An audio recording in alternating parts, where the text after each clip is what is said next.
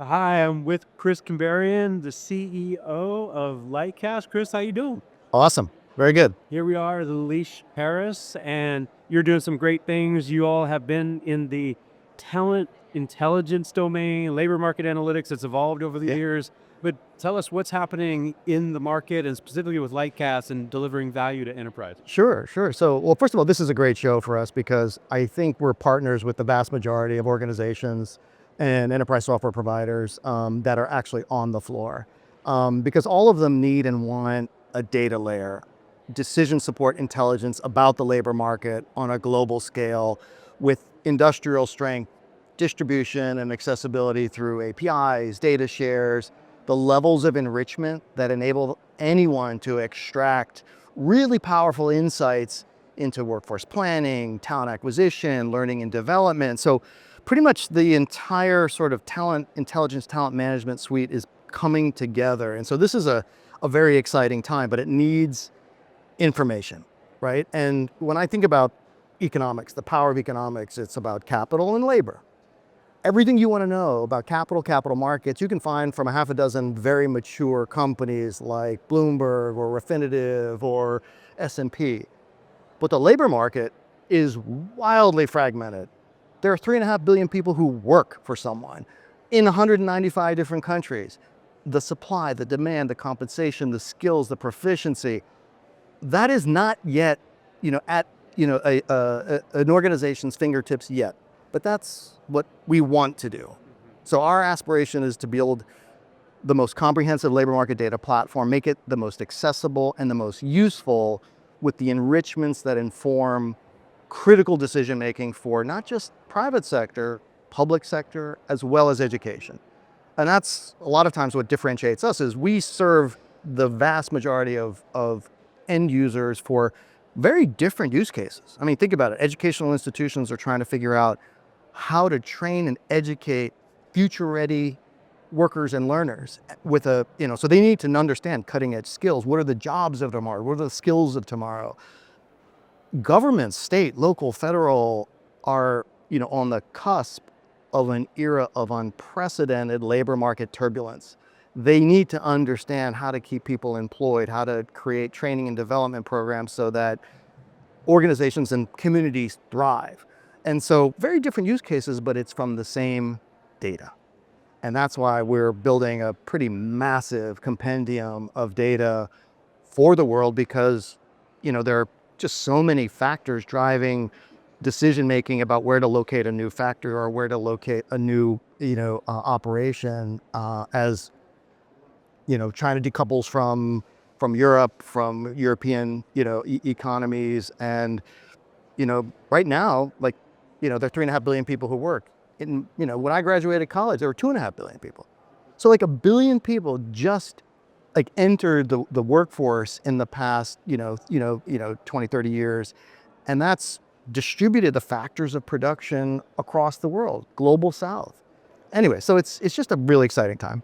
So let me ask this question, and we can take this conversation in any number of ways. And we Sure. have limited time today because we can, and I already want to invite you to the podcast to actually go through these different Sure. dimensions: policymakers, educational institutions, employers, and individual themselves, and how they live within this ecosystem. Yeah. But focusing on enterprises for a second, because I'm most of the way through Yuval Harari's book Nexus, and he talks about stories-based information networks and the fact that once we get this insight, are we actually taking appropriate action, and particularly at scale and in sustainable ways? So what you're describing is the people who are going to be doing the work, even in the age of AI, human beings are still going to be doing stuff. So Where they do it, how they do it, what skills they need to do it is going to continually change. So hopefully there's business readiness among leaders, not only within HR, but in operations, finance, IT, transformation, who have a systematic view of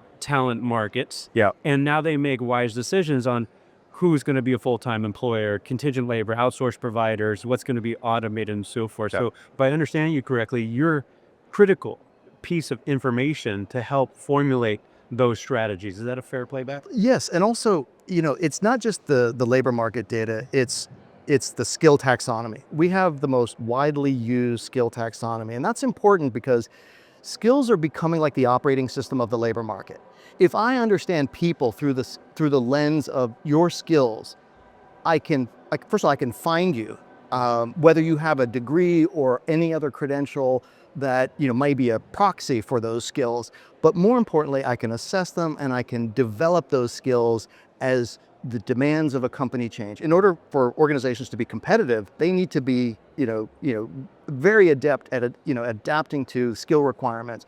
They need to train people, and people also need to be very adaptable in learning new skills. But as so many professions we find are becoming digitized, software enabled, the crossover of capabilities and skills is actually, pretty powerful and significant. So someone can move from a marketing project manager to a software, completely different department and managing projects because the skill overlap is like 80%.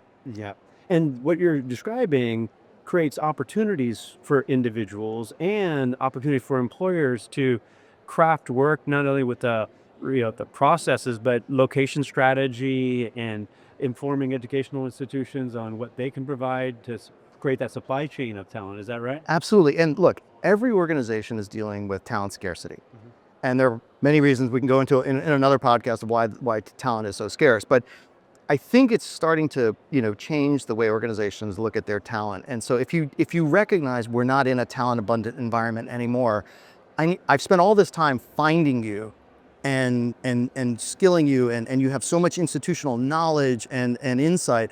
I want to cultivate that, and I want to cultivate it through learning and development programs that are purpose built to career path you, where you want to go, where we need you to go. And to the extent that those begin to harmonize, I mean, we're seeing some organizations combine learning and development and talent acquisition under one leader. That's an important development because those are two sides of the same talent coin. And when we look at people through the lens of what your full potential is through all the permutations of our organization, I think it's probably healthy because, if we're not in these boom bust cycles where we lay off, we hire, we fire, and then, create all sorts of disruption, then we're potentially in a healthier place. Yeah.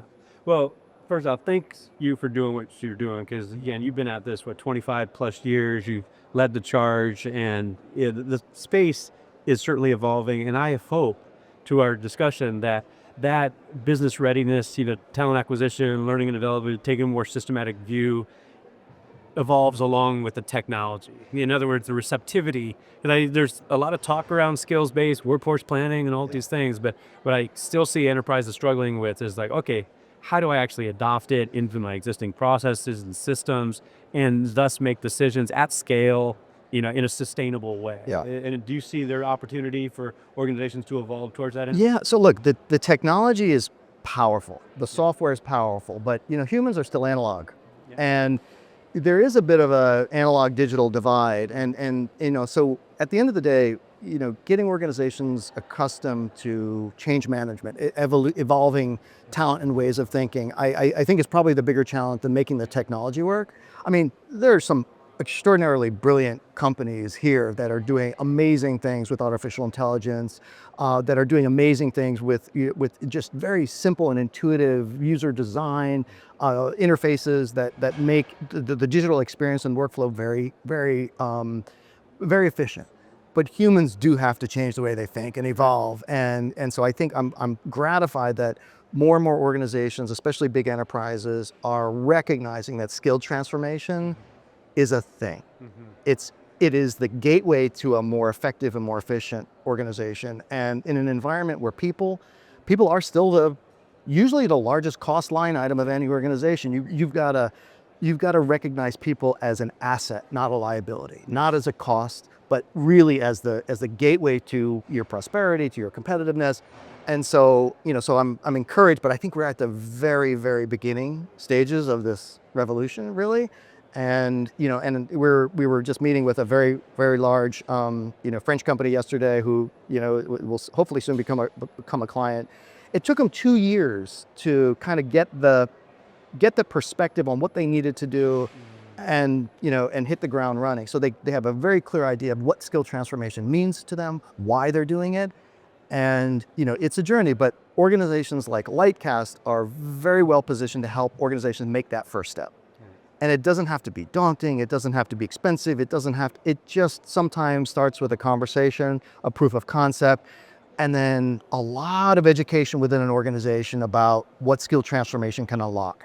Yeah, guys, thank you for sharing that, Chris. I couldn't agree more. It's just you have the discussion to explore what's possible and then design your internal processes to absorb this information, to take appropriate action, to formulate your learning strategy, your talent acquisition strategy, your location strategy, all these digital transformation or business transformation strategies. So certainly celebrate what you do. Thanks for sharing. How can folks learn more about you and what we're doing there like us? Come to lightcast.io. You can, first of all, take a look at our Rising Storm demographic drought analysis, which is really the detailed compendium about why the labor market is the way the labor market is right now, and in talking about talent scarcity, skill velocity. Also, downloading our skill taxonomy. I mean, 6,000 organizations have, are using Lightcast skill taxonomy on an open access basis because it is the most widely used, it is the most continuously updated, globally expansive, because most organizations don't want 10 different definitions of what a skill is, what an occupation is. And every piece of software that an organization buys has a non-compatible skill taxonomy. We harmonize that. And so, just using our website as a way of just getting a little bit of an understanding about what the tools are that are available, and hopefully having a very easy conversation with one of our economists, one of our consultants, just to explore sort of what you want to accomplish. And like I said, we want to help enterprises, public sector, nonprofits, foundations, and educational institutions thrive in an environment of unprecedented turbulence. And we think, which is going to be continued. Yeah. It's not going away. exactly. So Chris, hey, thank you for sharing. I really appreciate Thanks. it. All Appreciate it, right. Al. All right. Thank you all. Cheers.